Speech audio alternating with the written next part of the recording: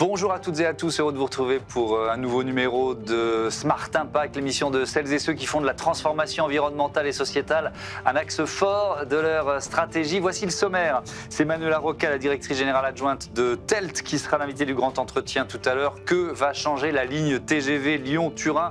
Comment le chantier du tunnel intègre l'économie circulaire? Réponse dans une vingtaine de minutes. Mais d'abord, je reçois Lucie Bache, la cofondatrice de Too Good To Go et de Popin. C'est une appli de partage d'objets entre particuliers. Savez-vous combien vous stockez d'objets dont vous n'avez pas l'utilité? Vous allez être surpris. Réponse dans une minute. Dans notre Zoom, on verra comment intégrer les produits durables dans la restauration collective avec la présidente d'Interbio Pays de Loire, association dédiée à l'agriculture biologique. Et puis dans notre rubrique consacrée aux startups éco-responsables, je vous présenterai TerraWin et ses verres entièrement compostables. Voilà pour les titres, c'est l'heure de Smart Impact.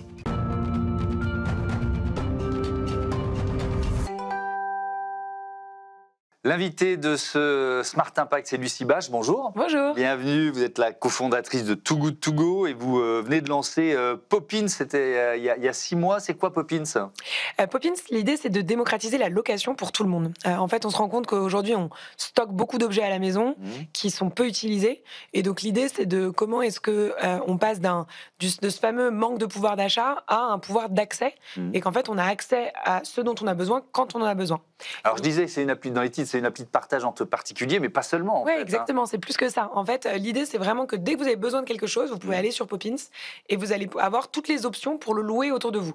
Ça peut être effectivement auprès d'un voisin, d'un particulier, mais ça peut aussi être auprès d'un magasin de location que vous n'avez pas forcément identifié. Ça peut être aussi auprès d'un distributeur qui habituellement fait plutôt de la vente. Et là, grâce à Popin, ils se mettent à la location. Et nous, c'est vraiment ça qui nous intéresse, c'est comment est-ce qu'on fait pour que la location devienne beaucoup plus un réflexe pour chacun d'entre nous. Pourquoi vous vous êêtes dit il faut lancer cette appli après le succès de Too Good To Go, qui est une appli anti-gaspillage alimentaire? Vous aviez besoin d'un... Voilà, Non, mais je pense que c'est justement ça, c'est le côté anti-gaspi, en fait. En fait, je me rends compte qu'il y a un gaspillage énorme dans les objets aussi. Et le nombre de choses qu'on stocke chez nous, l'ADEME nous dit qu'on stocke 2,5 tonnes d'équipements à la maison en moyenne par foyer, ce qui est complètement fou. Oui, on a trouvé ce chiffre. Les Français estiment qu'ils ont plus de 36 objets chez eux, dont ils n'ont pas l'utilité. Alors, je pense qu'on va tous pouvoir, en sortant de l'émission, faire le jeu et regarder chez soi ce dont on se sert quasiment jamais. C'est ça, en fait, on a tellement de choses qu'on n'utilise pas et qui peuvent déjà rendre service à d'autres et générer un complément de revenus. En fait, si on loue 2 objets par semaine sur Popin, on peut se faire en moyenne 130 € par mois. Donc, c'est vraiment pas négligeable.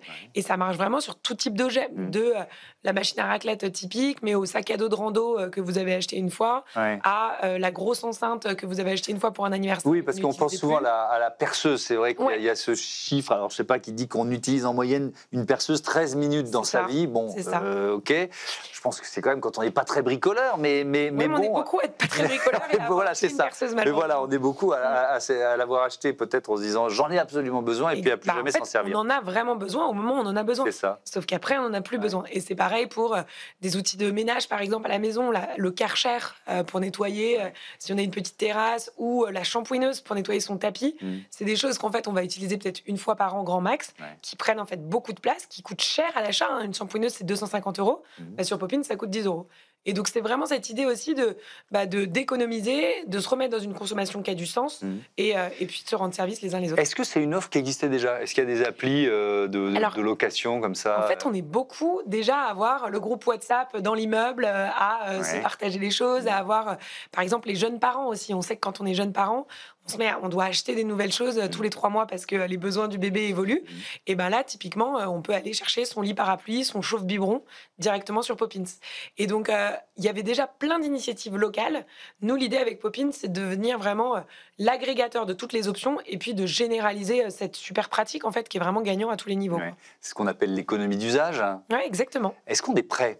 C'est-à-dire que je vous entendais parler des jeunes parents. C'est vrai qu'il va y avoir des jeunes parents qui vont avoir une réticence à utiliser un objet qu'a déjà utilisé par une autre famille, par un autre bébé, quoi. Alors moi, je suis persuadée qu'on est prêt pour 2 raisons. D'une part, il y a quand même des énormes acteurs qui sont passés par là. On est prêt à partager sa maison sur Airbnb ou sur Home Exchange. On est prêt à partager sa voiture en utilisant BlaBlaCar ou Getaround. Donc franchement, ces objets du quotidien, pourquoi pas? Et puis l'autre raison, c'est qu'en fait, on n'a plus le choix, quoi. On est coincé entre le fin du mois, fin du monde. On n'a plus de pouvoir d'achat. Donc, en fait, moi, ce qui m'intéresse, c'est comment est-ce qu'on donne accès à un maximum de choses au plus grand nombre, à prix réduit et en prenant soin de notre planète. Tout Oui, simplement. alors je suis 100% d'accord avec vous, on porte ces idées-là dans l'émission quotidiennement, mais il y a la question de l'acceptabilité ou de la désirabilité. On se pose beaucoup la question du discours qu'on peut, nous, médias y compris, porter pour rendre cette transformation désirable. Est-ce que ça fait partie de l'enjeu? C'est-à-dire qu'un objet déjà utilisé, potentiellement, il va être moins désirable qu'un objet neuf. C'est absurde, mais on a été formaté comme ça. Ouais. Alors, toute l'idée, c'est comment est-ce qu'on se déformate et comment est-ce qu'on remet du sens dans nos quotidiens.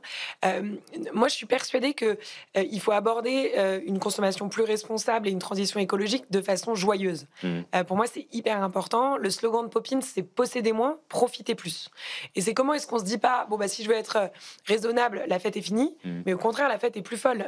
Typiquement, vous organisez votre anniversaire, au lieu d'utiliser votre petite enceinte de d'habitude ou d'aller acheter une grosse enceinte, en fait, vous allez sur Poppins et vous allez non seulement pouvoir louer une grosse enceinte, mais aussi une machine à fumer, une boule à facettes, une machine à bulles. À la fin de l'événement, vous ramenez tout. Ça vous a coûté un tiers du prix que la grosse enceinte vous aurait coûté et vous stockez rien à la maison. Donc, c'est vraiment cette idée de comment est-ce qu'on redonne envie aux gens de changer leur consommation. Est-ce que vous voyez des grandes marques qui sont quand même en train d'intégrer cette idée? Je pense à Decathlon parce que elle commence, alors c'est pas la partie la plus importante de son chiffre d'affaires, mais à proposer effectivement une économie d'usage plutôt, un modèle circulaire plutôt que de la possession. Nous, ça a été la très bonne surprise au lancement. Énormément de grandes marques nous ont contactés, que ce soit les Fnac Darty, Leroy Merlin, Decathlon, Castorama, etc. Donc qui se disent comment est-ce qu'on se met à la location, parce qu'effectivement il y a énormément d'objets qu'on vend qui seraient mieux à louer, et même les supermarchés. Typiquement, aujourd'hui, on travaille avec Bio C'est Bon, qui vous propose de venir louer une machine à raclette, une tireuse à bière et des boules de pétanque chez eux. On travaille avec Carrefour, on travaille avec Leclerc. Et donc, tout ça, c'est des partenaires qui se disent, en fait, c'est peut-être l'opportunité, effectivement, de venir ajouter à mon modèle linéaire un modèle circulaire. Et nous, tout l'enjeu, c'est de montrer que, en fait, quand on loue un Karcher 15 fois sur Poppins et qu'après, on le vend peut-être en seconde main, la marge, elle va être plus importante que si on vend son Karcher en vente linéaire. Et donc ça, moi, c'est des sujets qui m'animent énormément, parce que si on peut emmener toute l'industrie du retail c'est plus le même levier, vers un modèle circulaire, là, on peut vraiment craquer les choses à large échelle et changer en profondeur nos habitudes de consommation. Comment elle fonctionne, l'appli? C'est très simple. Vous téléchargez l'appli, c'est gratuit. En moins de 30 secondes, vous découvrez en fait tous les objets disponibles autour de vous. Et vous allez, soit vous savez exactement ce que vous voulez, donc vous recherchez et on vous donne toutes les options autour de vous. Certains vont être un peu plus loin, mais moins chers. Certains vont être juste à côté, mais un peu plus chers. Enfin, il y a vraiment toute option. Et puis, sinon, vous pouvez aussi aller découvrir un peu les options autour de vous. Typiquement, on va vous dire, vous partez camper dans 2 week-ends. Voilà toutes les options possibles pour que votre week-end de camping soit juste beaucoup plus fun qu'il n'aurait été sans la location. Qui sont les utilisateurs de Poppins? Est-ce que c'est un modèle urbain ou pas forcément? C'est ça qui est intéressant, c'est que là, en 6 mois, on a déjà quasiment 100 000 utilisateurs sur l'application, et il y a vraiment de tout. Il y a des gens qui l'utilisent plutôt en milieu rural pour faire leur jardin, pour bricoler, et là, ils sont prêts à faire peut-être un peu plus de kilomètres aussi pour aller chercher la débroussailleuse, pour aller chercher la tondeuse à gazon, pour aller chercher la ponceuse. Et en milieu urbain, ça marche super bien, et là, les gens, il faut que ça soit à 500 mètres de chez eux. Et ça, c'est ça qui est génial avec Poppins, c'est que très rapidement, on a eu beaucoup d'intérêt aussi de gens dans les villes. Et donc aujourd'hui, on a les 4 villes les plus actives, c'est Paris, Nantes, Bordeaux et Lille. Et en fait, là, on entame vraiment le déploiement local, où on va aller dans chaque ville les activer très concrètement. Oui, parce que ça fonctionne par un maillage le plus dense possible. Le plus dense possible, effectivement. C'est quoi votre modèle économique? Vous prenez une commission sur le... C'est très simple. Sur la location? C'est que, voilà, exactement. Quand le loueur décide du prix, nous, on va prendre une commission. Et donc, ça permet à celui qui loue celui qui a besoin de l'objet de payer le prix le plus intéressant possible, et au propriétaire de gagner une somme. Et nous, on prend notre commission là-dessus. Et quand on est propriétaire, on peut le louer à l'infini ou alors ça devient un business? Vous voyez ce que je veux dire? Dans quelle case on rentre, quoi? En fait, dans la limite de 1 800 €, vous avez, c'est totalement, ça reste sous le seuil où on doit commencer à déclarer. D'accord. Et si effectivement vous faites plus de 1 800 € en une année, là effectivement c'est prévu comme quand on fait de l'Airbnb ou des choses comme ça, de façon un peu plus professionnelle. D'accord, il faut le déclarer au fisc. On a évoqué la façon de parler de la transition. Vous défendez une approche positive de cette transition écologique. Est-ce que dans le climat général de retour de bâton, de backlash, est-ce que vous êtes toujours positive ou est-ce que vous dites waouh, la période est dure quand même? Alors oui, la période est super dure. Je pense que ça, c'est impossible de le nier. Après, moi, c'est vraiment... du coup, on a encore plus besoin d'initiatives comme Too Good To Go, comme Poppins, comme d'endroits comme la Climate House. Enfin, moi, je milite vachement pour me dire on doit encore plus se serrer les coudes. Je pense qu'on a un gros enjeu de faire collectif et d'arrêter de chercher la petite bête en permanence. Moi, je pense qu'il y a un sujet chez tous les écolos de manière générale de « Ah, mais toi, t'as pris l'avion. Ah, mais toi, t'as acheté un vêtement neuf. Ah, mais toi... » Et en fait... Oui, arrêtez de se montrer du doigt. Si on pointe du doigt en permanence, on est déjà tellement peu nombreux, entre guillemets, qu'on ne va pas y arriver. Donc moi, je milite beaucoup pour la bienveillance mutuelle et de réapprendre à faire ensemble, en fait. Mais il y a un enjeu, je crois que c'est 10%, j'ai lu ça cette semaine, des contenus complotistes qui sont des contenus qui ont trait au climat. Donc là, il y a un défi de vérité, de vérité scientifique. Un ras-le-bol général. Et c'est pour ça qu'il y a un vrai enjeu de lutter contre la désinformation. Et encore une fois, pour moi, et c'est ma façon de militer à moi, de trouver des solutions qui allient le sujet de pouvoir d'achat et de consommation responsable. Ce qui permet d'emmener tout le monde. Et donc, en fait, qu'on soit écolo ou pas, on a intérêt à utiliser Poppins, on a intérêt à utiliser Too Good To Go. Et moi, c'est ça qui m'intéresse, c'est de me dire que les gens vont le faire pour une raison ou pour une autre, mais ils vont le faire, et ça fera du bien à tout le monde, en fait. Too Good To Go, ça marche toujours aussi bien? Ouais, très bien. On vient de lancer l'Australie et la Nouvelle-Zélande. On s'apprête à lancer le Japon. Donc, on a vraiment construit un mouvement mondial de lutte contre le gaspillage alimentaire, avec aujourd'hui plus de 120 millions de consommateurs. Il y a plus de 20 millions de Français qui ont l'application aussi. Et donc, moi, c'est un peu le même rêve que j'ai pour Poppins, c'est de me dire comment est-ce que ça devient une évidence pour tout le monde, et que, en fait, on crée une nouvelle forme de consommation, tout simplement, qui est vraiment gagnant et pour son porte-monnaie, et pour la planète, et pour son quartier aussi. Parce que ça fait du bien. Moi, je sais que c'était ma mère qui a loué son lit parapluie la dernière fois à des gens du quartier. Et en fait, elle était super contente de le faire aussi. Ça crée du lien. C'est peut-être plus que Too Good To Go, d'ailleurs. Ça crée du lien social, une application comme celle-là. Et en fait, je pense qu'on a un vrai sujet on se parle plus, en fait. On se connecte, mais on se parle plus. C'est beaucoup plus facile de connaître ses voisins quand on habite à la campagne que de connaître ses voisins quand on partage le même immeuble. Et ça, c'est fou. Et donc, c'est hyper important que le digital joue aussi un peu ce rôle de tiers de confiance. Nous, sur Poppins, on a la protection Poppins, par exemple. Et donc, les gens, ce qu'ils n'oseraient peut-être pas faire en direct, ils osent le faire via l'application, mais ils se rencontrent. Et ça, c'est le plus important qu'on puisse souhaiter à tous, de préserver le lien social entre nous, quoi. Merci beaucoup, Lucie Bache, et à bientôt sur Be Smart for Change. On passe tout de suite à notre Zoom. On va parler du bio et de la restauration collective.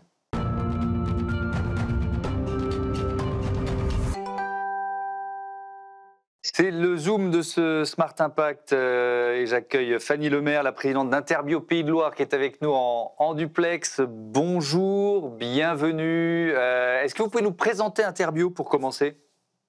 Oui, bien sûr, avec plaisir. Bonjour à tous. Alors, l'Interbio, c'est une association à caractère interprofessionnel qui est née en 1996, qui est soutenue par la région Pays de la Loire et par le ministère de l'Agriculture, et qui rassemble tous les acteurs de la filière régionale, production, transformation, distribution et association de consommateurs. Et on est vraiment là pour faire la promotion de la bio régionale. Comment elle se porte, tiens, justement, la filière bio dans votre région ? Eh bien, alors, dans notre région, elle se porte comme au niveau national. On a connu effectivement des turbulences, mais aujourd'hui, la filière bio renaît de ses cendres et va beaucoup mieux, puisqu'on retrouve la croissance dans le réseau spécialisé, comme on retrouve la croissance dans la vente à la ferme. Rappelons qu'un producteur sur deux vend à la ferme. Et qu'aujourd'hui, l'application de la loi Egalim effectivement, va soutenir cette filière. Si la loi Egalim avait été appliquée depuis le départ, je le rappelle, la filière n'aurait pas connu de turbulence. Oui, on va rappeler ce qu'est. Aujourd'hui, on retrouve le consommateur. Oui, on va rappeler ce qu'est la loi Egalim dans un instant, mais je reste sur la question de la consommation, parce que vous avez été confronté, toute la filière bio, hein, pas seulement Interbio Pays de Loire, mais à une difficulté à convaincre dans un contexte inflationniste. Est-ce que vous vous êtes dit, on n'y arrive pas, quoi, c'est trop compliqué? Alors, non, on ne s'est jamais dit ça, parce que la bio a toujours fait preuve de résilience et fera toujours preuve de résilience. En fait, ce qui se passe énormément, c'est que, alors effectivement, on a toujours parlé la bio avec le prix, alors que la bio a été beaucoup moins inflationniste que le conventionnel.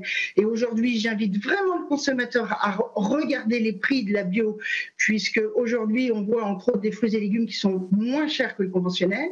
Ça, c'est une chose. Et puis, il y a eu tous ces pseudo-labels qui sont arrivés avec des promesses mensongères. Je vais oser et je vais me permettre de rappeler que l'agriculture biologique est la seule agriculture qui interdit les produits chimiques de synthèse, tant dans la production que dans la transformation. Et je parlerai même d'alimentation biologique. Alors, vous parliez de la loi. Aujourd'hui, on voit bien que le consommateur revient vers ces valeurs. Effectivement, il y a une remontée de la consommation du bio depuis plusieurs mois. Et donc, cette loi Egalim, à laquelle vous faisiez référence, qui a été votée en 2018, qui donne ce cap, 50% de produits durables et de qualité, dont 20% est issu de l'agriculture biologique, dans les repas servis en restauration collective publique. Alors, vous dites qu'il y a eu quoi? Un retard à l'allumage, c'est ça? Ah oui, on peut le dire comme ça. Et puis, il faut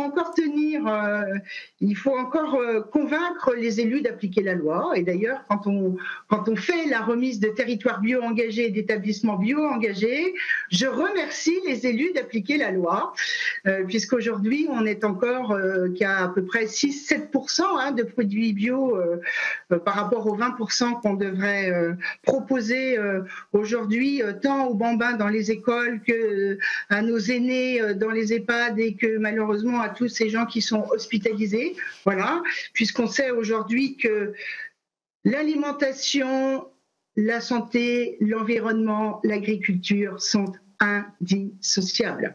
Évidemment, c'est complètement lié. Alors, ça veut dire quoi? Comment vous fonctionnez? Vous labellisez en quelque sorte les établissements, par exemple des établissements scolaires qui ont atteint leurs objectifs? Alors, en fait, on a plusieurs étapes. D'abord, on organise des rencontres avec les cuisiniers. On a un salon régional qui s'appelle ProBioWest, qui est là pour que les acteurs de la filière se rencontrent. On participait au Cerbotel, qui est le salon de la restauration à Nantes, qui avait lieu la semaine dernière. Nous avons début décembre le salon national Natexpo, où on va mettre en place en avant la restauration collective avec une conférence qui aura lieu le 2 décembre pour mettre en avant la restauration collective et réexpliquer aux cuisiniers comment on arrive à mettre ces 20% de bio en restauration collective. Et effectivement, on a un label établissement bio engagé, territoire bio engagé, qui est un label national qui est porté par toutes les interbio pour récompenser les producteurs et mettre en avant les producteurs qui sont engagés dans la filière bio, puisque au-delà de 15% sur un territoire, on labellise territoire bio engagé, et au-delà de 25% de bio dans les menus, on labellise les établissements pour récompenser et le travail des élus et le travail des cuisiniers, et j'oserais aussi y associer les équipes pédagogiques. Et il y a une demande, hein, si on regarde ces statistiques, ces enquêtes, 85% des consommateurs intéressés par du bio dans les cantines scolaires, 76% dans les hôpitaux, 74% dans les restaurants d'entreprise. Enfin, il y a clairement, particulièrement dans ces lieux-là, envie de bio. Quand vous discutez avec vos interlocuteurs, que ce soit les élus ou alors les personnels dans les cantines, quels freins ils rencontrent? Puisqu'il y a une demande, il y a des producteurs, il y a une loi. Pourquoi ça grince en quelque sorte? Ah, mais Thomas Hugues, vous savez bien, c'est difficile de sortir de sa zone de confort. Donc, il y a d'abord ça, il y a l'a priori, et puis il y a repenser l'alimentation dans sa globalité. Et ça, c'est un vrai travail de fond. Donc, souvent, les cuisiniers qui arrivent à... Aujourd'hui, on labellise des restaurants collectifs à 40%, 50%, 80% de bio. Donc, on voit bien que la démarche est possible. La première chose, on sensibilise sur les déchets. Parce que de toute façon, ce qui coûte trop cher, c'est ce qu'on met à la poubelle. Après, on sensibilise sur la saisonnalité des produits. Et puis, on sensibilise sur le rééquilibrage des protéines animales et des protéines végétales. Et quand tout ce travail-là a été fait, nous, notre travail d'Interbio, c'est de mettre en relation tous les producteurs, tous les transformateurs, je pense aux artisans, les boulangers, qui vont faire le pain, ou par exemple, qui font partie de cette boucle pour que les cuisiniers aient la facilité de trouver toute la matière première dont ils ont besoin pour élaborer les menus. Donc il y a une question d'état d'esprit et peut-être, j'essaye de pousser un peu la logique de ce que vous venez de nous dire, de filières qui ne sont pas encore assez efficaces ou pas assez connues. C'est vrai qu'au niveau des producteurs, il y a quand même tout un outil logistique qu'il faut mettre en place. Il y a la problématique de répondre au marché public. On connaît en France les grandes qualités de complexité des démarches administratives. Donc, c'est vrai aussi que les collectivités font aussi ce travail-là d'accompagner les producteurs pour rentrer dans cette démarche de marché public et puis mettre en place des outils logistiques. On a, nous, dans les Pays de la Loire, des grossistes, par exemple, sur les différentes mines qui servent d'outils logistiques pour concentrer l'offre. Parce que c'est en fait de ça dont ont aussi besoin les cuisiniers, c'est cette concentration de l'offre. Donc là maintenant, je vois dans les Pays de la Loire comme dans beaucoup de régions, on a aujourd'hui un professionnalisme qui s'est mis en place pour pouvoir bien répondre à la demande de nos cuisiniers de restauration collective. Est-ce que les entreprises jouent le jeu? Est-ce que vous commencez à avoir des entreprises, petites ou grandes d'ailleurs, enfin peut-être un peu déjà d'une taille un peu importante pour avoir une cantine ou un restaurant d'entreprise qui cherchent le bio, qui jouent le jeu du bio? Oui, aujourd'hui, on voit bien que même les gros groupes, alors nous, on a des enseignes très régionales. Je pense au réseau Manger Bio, je pense à Province Bio, chez nous, qui sont des enseignes régionales comme nationales. On a des enseignes aujourd'hui comme Pomona qui viennent vers nous, qui ont ce gros réseau national et qui aujourd'hui disent, effectivement, il est de notre devoir aujourd'hui de répondre à la demande des cuisiniers pour l'application de la loi Egalim. Donc, il y a aujourd'hui une vraie volonté dans les acteurs. Aujourd'hui, ce qui nous a beaucoup manqué et ce qui nous manque encore, c'est quand même le soutien des pouvoirs publics. Parce qu'aujourd'hui, on sait les externalités positives de l'agriculture biologique, on sait ô combien on a manqué de ces outils pour l'application de la loi Egalim. Et aujourd'hui, j'aimerais bien que les pouvoirs publics nous soutiennent mieux pour que ce soit au niveau de nos producteurs, de nos transformateurs, et que ce soit au niveau de la restauration collective, qu'on ait vraiment des outils encore plus efficaces pour les accompagner. Est-ce qu'il y a toujours de nouveaux agriculteurs qui se mettent au bio? Parce que voilà, il y a eu malheureusement, avec la baisse de la consommation, quelques-uns, il y a eu un retour en arrière, ce qui est compliqué d'ailleurs, mais est-ce qu'il y a toujours une transition au bio qui se fait? Alors, effectivement, on a connu un peu de déconversion. Nous, pas trop dans les Pays de la Loire. On est une région relativement stable. Après, Thomas Hugues, c'est toujours la même chose. Qu'est-ce qu'on veut en France comme agriculture? Et moi qui interviens dans des établissements agricoles, j'ai des jeunes qui me disent « Fanny, si l'agriculture biologique n'est pas soutenue, je ne serai pas agriculteur. » Donc, qu'est-ce qu'on veut comme agriculture? Merci beaucoup, Fanny Lemaire, et à bientôt sur Bismart for Change. C'est l'heure du grand entretien de ce Smart Impact. Merci à vous. On va creuser. Non, merci à vous. Mangez bio, mangez du goût. Ça, c'est un très très bon conseil. Ça va mettre en appétit pour la journée. Merci encore et bonne journée dans votre région des Pays de Loire. On va passer à notre grand entretien tout de suite. On va creuser ensemble le tunnel de la ligne ferroviaire à Lyon-Turin. Prêt pour l'impact, c'est la question que je pose chaque jour à une personnalité qui compte dans notre économie. Et là, on va parler vraiment d'un projet qui compte pour nos économies. Vous allez comprendre pourquoi j'utilise le pluriel. Bonjour Manuela Roca. Bonjour, merci pour l'invitation. Bienvenue, vous êtes directrice générale adjointe de TELT, c'est le tunnel euralpin Lyon-Turin. On va peut-être commencer par l'originalité de cette entreprise. C'est une entreprise, un projet franco-italien, c'est ça? Oui, exact. TELT est une entreprise partagée par les deux États, sont nos deux actionnaires 50-50, donc un vrai exemple de coopération franco-italienne, soit dans la gouvernance de l'entreprise, mais vraiment aussi dans les faits et dans les activités quotidiennes. Toutes nos activités sont transversales.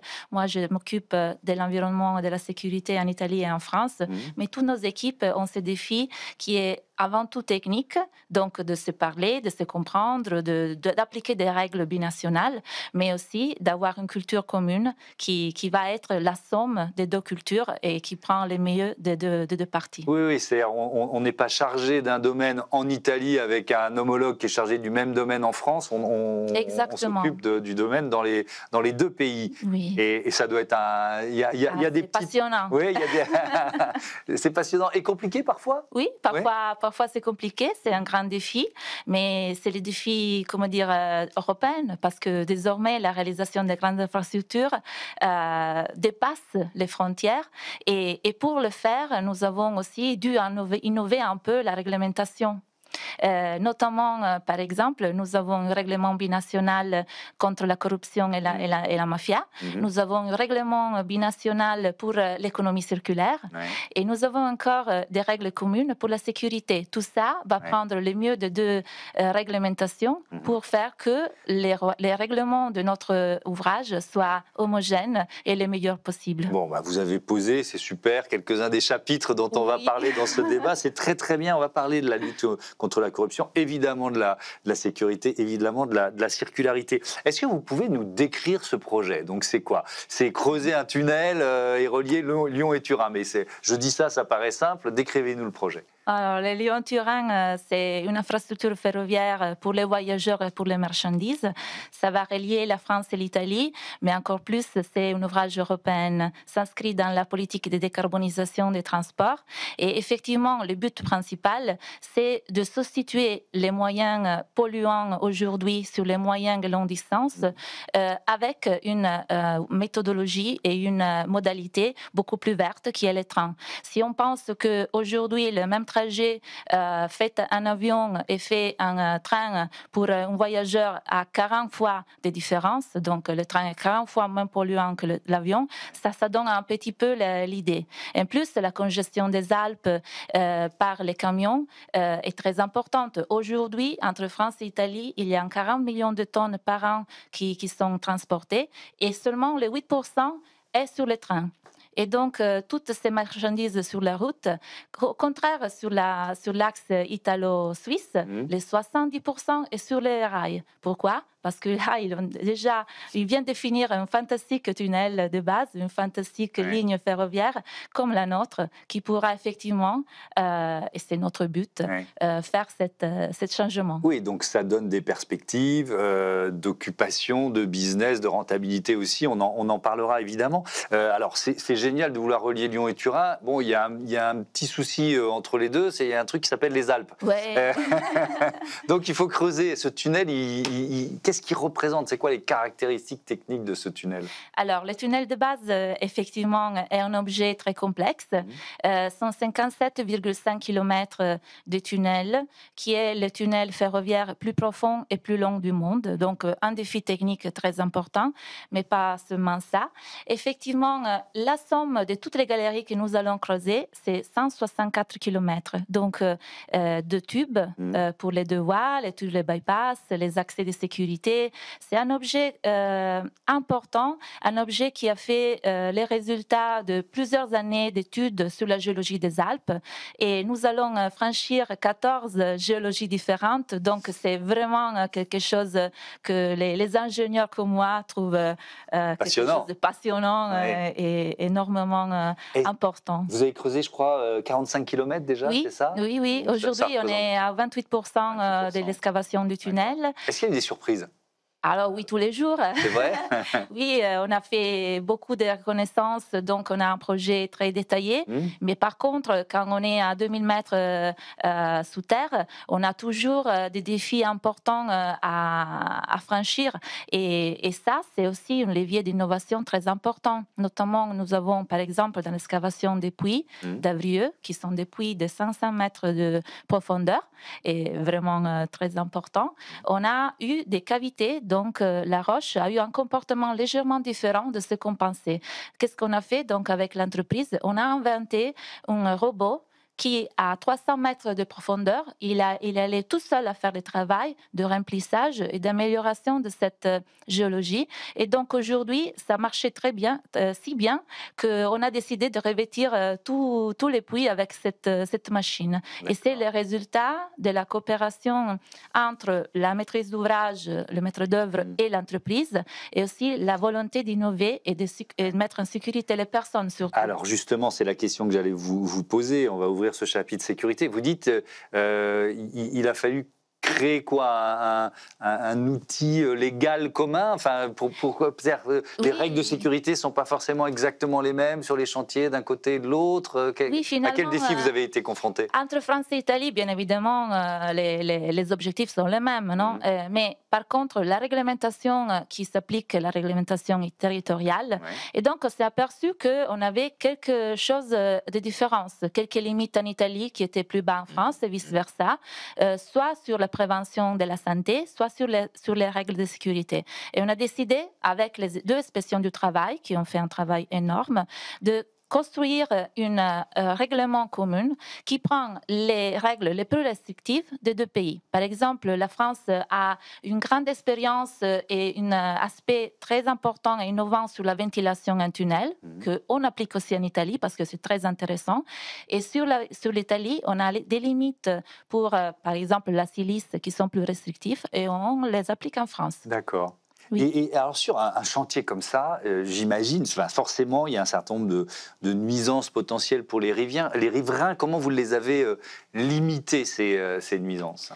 Alors, la limitation des nuisances, c'est notre objectif depuis le début. Donc, déjà, une conception très attentive du projet pour éviter que c'est la première démarche de l'éviter, réduire et compenser.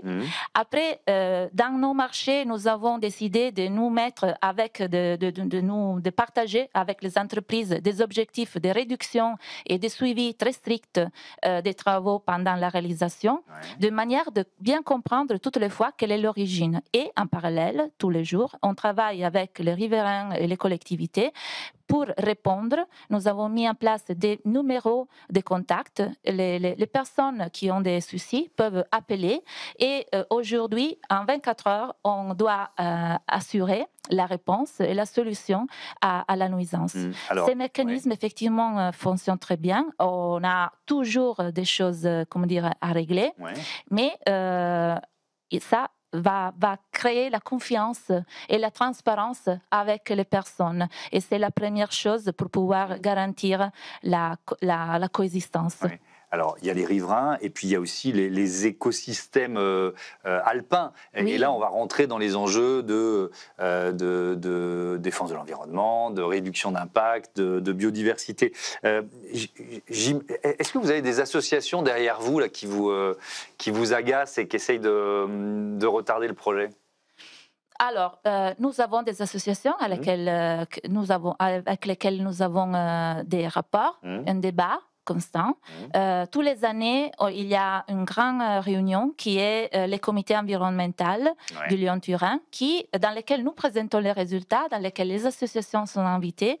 Et en tous les cas, c'est pas, comment dire, la seule occasion dans laquelle on a des échanges, on a des visites de sites régulières. Mais quand on crée une infrastructure comme celle-là, il y a forcément un impact sur l'écosystème, sur la flore, sur la faune. C'est quelque chose qu'il faut absolument gérer. Il faut avoir cette priorité déjà, et nous l'avons. Comme je disais, la conception est primordiale et après, pendant les travaux, toutes les activités de réduction et de compensation doivent être absolument rigoureuses. Chose que nous faisons effectivement en pleine collaboration avec les services de l'État, qui nous contrôlent bien évidemment, mais qui nous accompagnent aussi sur les meilleures solutions à mettre en œuvre pour notre projet. Un chantier comme celui-là, c'est je ne sais pas combien de tonnes et de tonnes de matériaux sortis, excavés. Oui. Alors, j'allais dire de déchets, non, parce que l'objectif, c'est au contraire que ça... Jamais utiliser ces mots. Voilà, c'est que ce soit des ressources, quoi. Oui, ça parce que tout ce qui ressort de la montagne est précieux, c'est une ressource fondamentale et il faut la valoriser. Et nous avons étudié, comme je disais, toute la géologie par des années, vraiment dans le but d'étudier des dispositifs, des solutions de conception qui nous permet de réutiliser plus de 50% de ces matériaux dans notre projet. Qu'est-ce que ça veut dire réutiliser? Ça veut dire récupérer tous les matériaux qui sont excavés, les traiter sur le plan mécanique, donc créer des granulats qui sont adaptés à l'utilisation en chantier et donc on les implique dans les bétons projetés sur les courts termes pour la mise en sécurité des galeries, les bétons de revêtement pour les revêtements définitifs des tunnels et pour les remblais techniques. Par exemple, aujourd'hui, nous avons déjà utilisé 2 millions de tonnes de matériaux qui ont été extraits à Saint-Julien-de-Mondény, dans notre entrée du tunnel, à Saint-Jean-de-Maurienne, dans lesquels on a déjà réalisé les remblais et les voies dans la zone, dans la plateforme dans laquelle il y aura la gare internationale de Saint-Jean-de-Maurienne. D'accord, donc les matériaux que vous sortez, que vous excavez, vous les utilisez sur le chantier lui-même, mais pas seulement, ou alors il y a peut-être aussi des matériaux qui partent ailleurs. Oui, parce que, alors, en tous les cas, notre objectif, c'est de réaliser un tunnel. C'est d'abord de le réutiliser vous. Donc, quand on réalise un tunnel, il faut excaver, mais on ne peut pas le remplir complètement. Évidemment. Donc, effectivement... Là, il y a une logique, là, effectivement. Exactement. Donc, il y a une partie des matériaux qui sont des bons matériaux et qui doivent être valorisés ailleurs. Donc, l'utilisation de ces matériaux est pour des projets externes, notamment pour des remplissages de carrières et qui sont des réhabilitations paysagères, des zones qui ont été utilisés dans le passé pour l'extraction des matériaux et qui aujourd'hui doivent être remis en état. Et soit ça arrive soit en Italie, soit en France. Les longues distances pour rejoindre toutes ces carrières sont franchies par le train, notamment, qui est encore, comment dire, la modalité la plus verte. Et les courtes distances sont gérées un peu par camion, mais surtout par bandes transporteuses électriques, ce qui nous assure dans toute la logistique que nous avons mise en œuvre dans notre projet, de réduire de 75% l'empreinte carbone du volet transport de la réalisation de la section transfrontalière. Ce tunnel, il devrait coûter 2,5 milliards d'euros de plus que prévu, budget total, je crois plus de 11 milliards d'euros. C'est une hausse de près de... 11 milliards. Oui, 11 milliards 100, oui, c'est ça. Exactement. Il ne faut pas oublier les 100 000. Les 100 millions, pardon. Hausse de près de 30%. C'est normal c'est-à-dire c'est les impondérables dont vous parliez tout à l'heure, c'est normal que le coût comme ça augmente? Alors, oui, donc nous avons, ça c'est les résultats de beaucoup des facteurs. Le premier facteur, c'est l'attribution de tous les appels d'offres du tunnel de base. Donc, au moment dans lequel on avait arrêté tous les contrats, on a compris quelles étaient les solutions meilleures qu'il aurait fallu mettre en place et donc on les a valorisés d'un point de vue économique aussi. Après, on a eu dans les années une connaissance plus approfondie des études et de la montagne et donc nous avons intégré des risques que nous voulons avoir à disposition pour les futurs et du coût à terminaison. Et enfin, nous n'oublions pas le fait que, du point de vue mondial, il y a eu la pandémie, il y a eu la problématique internationale des guerres, chose qui a impacté les prix. Et par exemple, sur la coopération franco-italienne, cette chose, comment dire, de l'évolution des prix a été très bien gérée dans notre projet parce que nous appliquons la réglementation française qui admet l'actualisation des prix dans les contrats. Donc, nos entreprises n'ont pas eu de soucis très important lorsque en Italie les prix sont bloqués et donc ils auraient eu beaucoup de difficultés à continuer les activités. Vous allez chercher le meilleur de chaque côté des Alpes. Dans cette histoire, l'application de la réglementation française a été une bonne chose. Et alors, vous avez un exemple inverse où l'application de la réglementation italienne, au contraire, a été plus utile? Oui, la loi antimafia, par exemple. Effectivement, les dispositifs antimafia italienne a été transformé par les deux États dans un règlement de contrat binational. Là, va gérer des contrôles systématiques sur toutes les entreprises qui travaillent pour le Lyon-Turin, sans limite de seuil. Donc toute la chaîne de valeur. Toute la chaîne de valeur et sans limite de seuil, même en euros. Si une entreprise réalise la section transfrontalière, il vient contrôler. Et aussi, donc, ça va entrer dans une liste blanche, qui est une liste de partenaires agréés, qui donc sont autorisés à travailler pour nous. Ça, c'est important pour nous, soit sur le plan, comment dire, de cette barrière qui est garantie par les contrôles dans notre projet, mais aussi du fait que la traçabilité de et la transparence de ce parcours est garantie pour toute la longue de la réalisation. Il y a des entreprises françaises qui ont été surprises d'être contrôlées comme ça? Au début, on a dû effectivement bien expliquer, raconter quel était, comment dire, le but de cette opération. Pas vraiment les Françaises, parce qu'aujourd'hui, nous avons sur 2000 entreprises désormais, presque 1500 sont françaises, donc désormais c'est quelque chose de... Mais effectivement, les anglo-saxons, par exemple, ont eu quelques soucis au début à comprendre pourquoi on faisait des questions si personnelles, qui est, comment dire, effectivement... Oui, on peut trouver ça intrusif. Anti-mafia, parce qu'on va contrôler toutes les boards de toutes les entreprises, mais ça, c'est, comment dire, quelque chose qui nous garantit effectivement et sur lequel on ne peut pas déroger. Ouais, on parlait de financement. Est-ce que le projet il est financé jusqu'à son terme? Est-ce qu'on est sûr que le tunnel sera creusé et que ça ira au bout? Oui, bien sûr. Nous sommes là pour ça. Et les actionnaires sont les États et sont là pour ça. On vient de signer avec la Commission européenne la décision d'exécution, qui est un document très important qui donne la priorité des financements européens à notre projet en tant qu'élément clé de la politique européenne. Donc oui, il n'y a aucun élément aujourd'hui pour avoir des doutes. C'est quand l'objectif d'ouverture? 2033. 2033. Et alors, on va mettre combien de temps en train pour faire Lyon-Turin? Alors, aujourd'hui, moi, je suis arrivée en train, j'ai mis presque 7 heures. On va diviser par 2.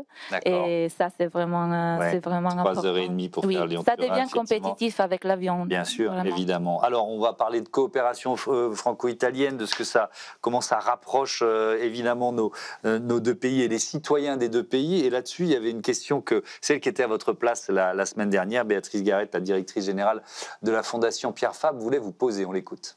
Bonjour Manuela.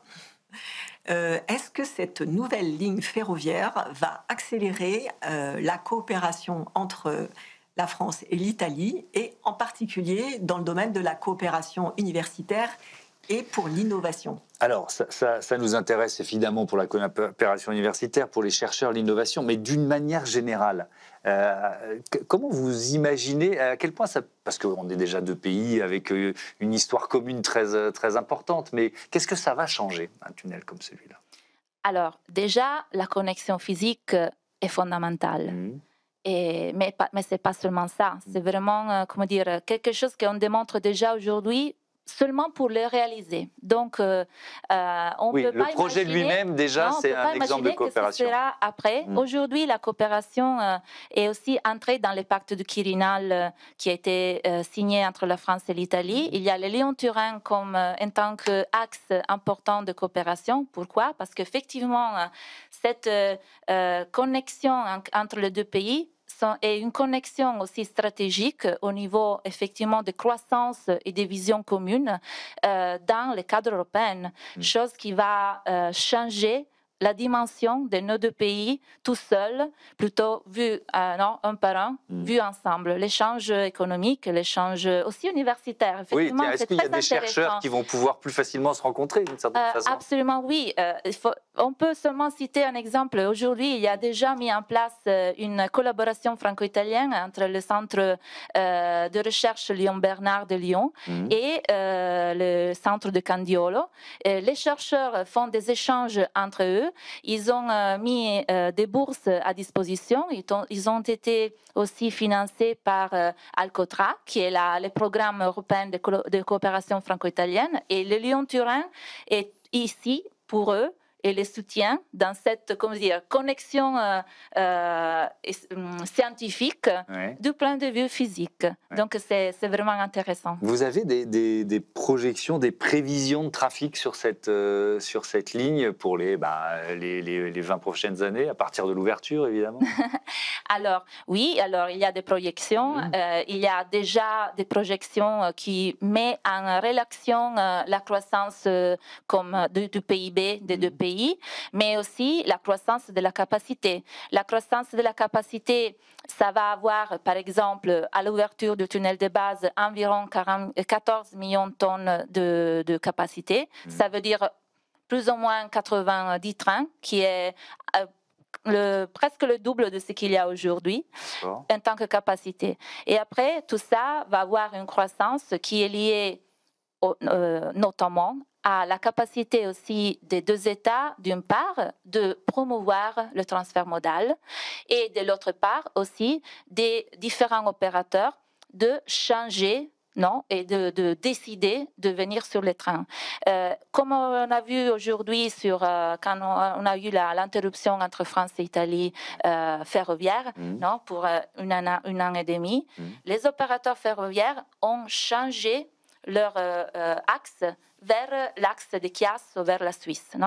Donc, les opérateurs ferroviaires ont une certaine inertie à changer leur business. Mais, comme toutes les fois, on connaît très bien le fait que dans la valeur des produits, le transport n'a aucune valeur ajoutée. Donc, le fait de fournir un ouvrage compétitif, économique aux opérateurs fera en sorte que, dans le temps, les opérateurs changeront vers la modalité la plus économique. Par exemple, notre tunnel de base va baisser de 40% les coûts de l'énergie de franchissement des Alpes. 40% n'est pas rien, c'est beaucoup. Oui, effectivement, c'est majeur même. Il y a qui? Il y a la SNCF d'un côté, Trenitalia RFI de l'autre. qui sont déjà associés au projet ou qui le seront à partir du moment où le tunnel sera opérationnel? Sont déjà associés, nous avons déjà des groupes d'activités communes, ils sont déjà les deux sur les parties des compétences.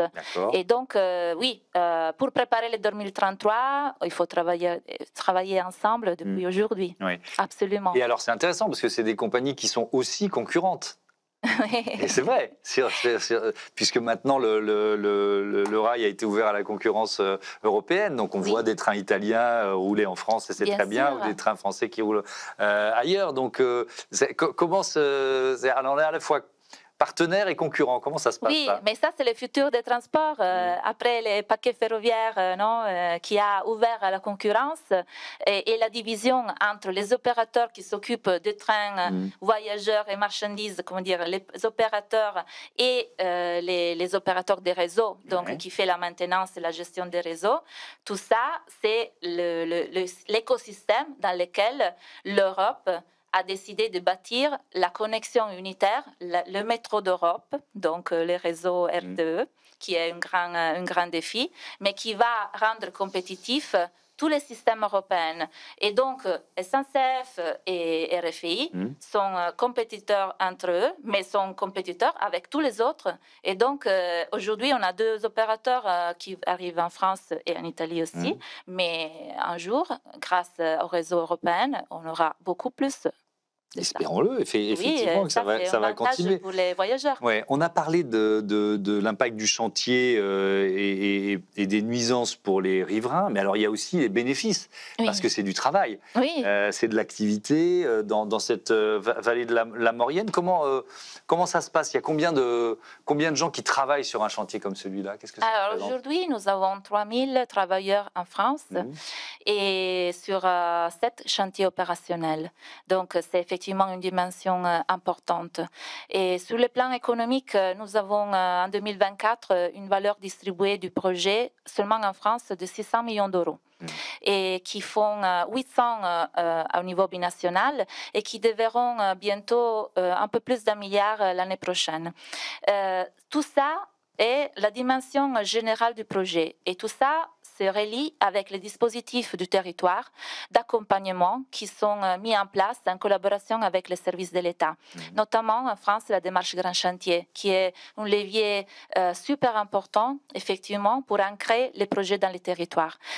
Nous avons un contrat Maurienne que, entre 2015 et 2020, a déployé 40 millions d'euros pour les territoires, pour bâtir des projets de territoire, et que sera 80 millions d'euros pour la période 2021 et 2027.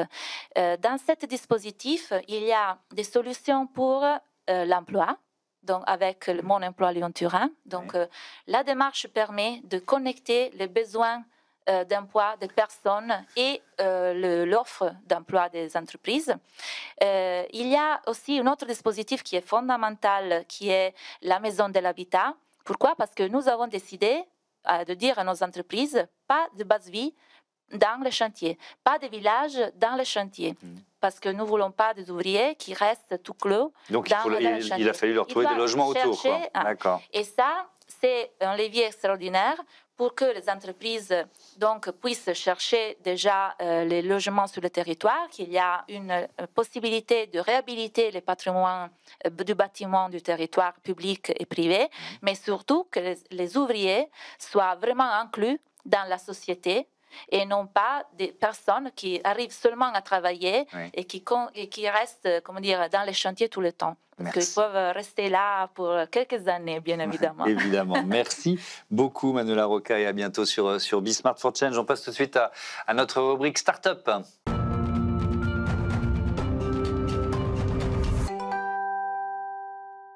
C'est l'heure de Smart Ideas et la bonne idée du jour, elle est signée Michael Alborghetti. Bonjour. Bonjour. Bienvenue, vous êtes le cofondateur de Compost Cup. Vous l'avez créé il y a un peu plus d'1 an avec Xavier Josso. Mais avec quelle idée? C'est quoi la genèse de Compost Cup? La genèse, c'est de réduire les déchets plastiques et notamment le déchet sauvage dans les festivals. Moi, j'ai une boîte de vin et on participait à des événements. On se rendait compte qu'il y avait des gobelets partout, dans les rivières, etc., qui finissaient après ces événements festifs. On a voulu révolutionner le gobelet qui a été révolutionné par la consigne il y a 30 ans, en rendant un gobelet réutilisable et compostable. Alors, un gobelet réutilisable, ça, bon, on commence à le voir beaucoup, hein, on est bien d'accord. Mais alors, compostable, c'est quoi le défi technique que vous devez relever? Tout, ça n'existait pas. On est toujours les seuls à l'avoir au monde. Vous avez un gobelet qui ressemble à un gobelet qui passe sur la vaisselle une cinquantaine de fois. Je le prends, vous m'auriez pas dit celui-là il est compostable, bon, voilà, c'est pas visible, quoi. C'est l'innovation, pour moi c'est le futur de l'écologie, c'est arriver à remplacer les habitudes d'aujourd'hui avec des matériaux innovants. Donc là on est sur un matériau 100% naturel, pas issu de pétrochimie aussi, ça c'était important pour nous, et qui ne contient pas de plastique. Et là, elle est là l'innovation. Mais alors, mais alors c'est quoi? C'est quel matériau s'il n'y a pas de pétrochimie, s'il n'y a pas de plastique? Alors c'est un matériel qui existe depuis des millénaires dans la nature. Il est synthétisé par des micro-organismes à qui on donne des déchets agricoles. Aujourd'hui, c'était nature. Nous, on a réussi à le concentrer avec des bioréacteurs. Et la matière est extraite, filtrée. Et ensuite, on a travaillé, ça fait 2 ans qu'on travaille dessus, pour réussir à l'injecter comme un plastique, entre guillemets. Alors, votre innovation, elle vient d'où? Elle vient sur la capacité d'utiliser cette matière première et d'en faire un gobelet, ou alors c'est vraiment sur le procédé de départ? Sur la sélection et l'utilisation dans le gobelet. Voilà, aujourd'hui, c'est une matière qu'on ne retrouve pas et qui, nous, on a un dépôt de brevet en cours pour ce gobelet. Après, il y aura d'autres innovations qui viendront, mais là, on se concentre sur le gobelet qui est un des objets les plus abandonnés aujourd'hui dans la nature. Évidemment. Comment vous le produisez? Vous le produisez localement? Vous êtes basé à Bordeaux? Oui, on est basé à Bordeaux, donc c'est une production qui est 100% française. D'accord. On a fait des partenariats avec des injecteurs pour travailler ça et arriver à tenir la cadence de production. Et alors, la matière première, elle vient d'où? La matière première, elle vient d'Allemagne. D'accord. Voilà, donc il y a une entreprise allemande qui travaille dessus, qui a créé cette matière. À l'optimiser pour nos gobelets. D'accord. Avec donc la capacité d'utiliser quoi? Des coproduits de l'agriculture, par exemple, au départ? C'est quoi le point de départ? Le point de départ, c'est les bactéries. C'est les bactéries. Ouais, des bactéries qui génèrent cette matière en tant que stockage d'énergie. D'accord. Et les bioréacteurs, on donne des déchets agricoles. Ça coûte le même prix, plus cher forcément qu'un gobelet non compostable? C'est plus cher aujourd'hui. Le pétrole, les produits pétroliers, on est sur un ratio de x10 au niveau de la matière. Mais nous, aujourd'hui, on a souhaité être compétitif malgré tout. Et on a un prix public autour d'1,80 € pour les consommateurs. D'accord. Est-ce que vous sentez, alors par exemple sur les organisateurs d'événements, les festivals, etc., qu'il y a une demande en la matière? Aujourd'hui, on a été très surpris de la demande. Maintenant, il faut arriver à démocratiser. C'est tout nouveau, ça fait à peine un mois qu'on a lancé le projet. On attendait les certifications alimentaires, mais on a un produit révolutionnaire. Vous avez la même utilisation qu'aujourd'hui, avec un produit qui va se dégrader dans les rivières, les océans, et aussi l'aspect qui est primordial, c'est que quand vous buvez, il n'y a pas de microplastiques qui sont relargués dans la boisson. Et ça, aujourd'hui, la petite stat de WWF, c'est 5 grammes de plastique consommés par semaine, par vous et moi. Donc, on est quand même sur une innovation qui apporte beaucoup de choses. Donc vous commencez, donc c'est le début de la commercialisation du produit. Vous avez des premiers clients ou c'est trop tôt? Là, on a des clients, on a des festivals qui sont intéressés, on a des distributeurs qui sont intéressés.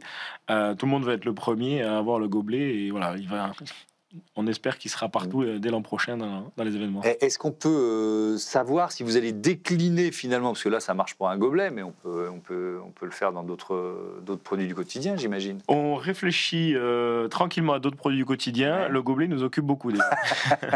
Je vais trop vite, quoi. Non, et en fait le gobelet il a l'avantage qu'aujourd'hui il a un prix facial. Aujourd'hui vous avez votre consigne à 1 à 2 €. Ça reste un produit quand même assez à valeur ajoutée et c'est un produit qui est réutilisé beaucoup de fois. On va pas aller faire des assiettes en plastique dans la mesure où on peut avoir des assiettes qui sont lavables aussi et qui sont en matière naturelle quasiment, quoi. Merci beaucoup, Michael Borghetti, et bon vent à Compost Cup. Voilà, c'est la fin de ce Smart Impact. Merci à toutes et à tous de votre fidélité à Be Smart for Change. C'est la chaîne des affaires, c'est la chaîne des audacieuses et des audacieux. Salut.